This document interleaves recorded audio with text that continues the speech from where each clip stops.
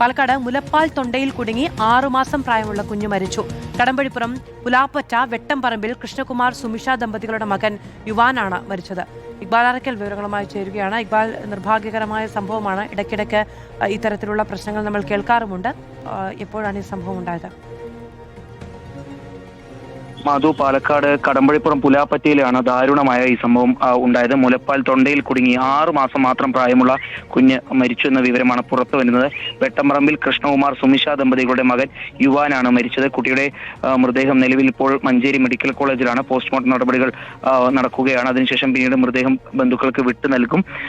ഇന്നലെ രാത്രിയോടുകൂടി കുട്ടിക്ക് പാൽ നൽകി കുട്ടിയെ കിടത്തി ഉറക്കുന്നു. പിന്നാലെ രാവിലെ 7 മണിയായിട്ടും കുട്ടി എണീക്കുന്നില്ല. ഇതോടുകൂടി പിന്നീട് രക്ഷിതാക്കൾ പരിശോധിക്കുമ്പോൾ കുട്ടിക്ക് ചലനമുണ്ടായിരുന്നില്ല. ഉടൻ തന്നെ പിന്നീട് മണ്ണാർക്കാട്ടെ സ്വകാര്യ ആശുപത്രിയിലേക്ക് എത്തിച്ചെങ്കിലും മരണം സ്ഥിരീകരിക്കുകയായിരുന്നു.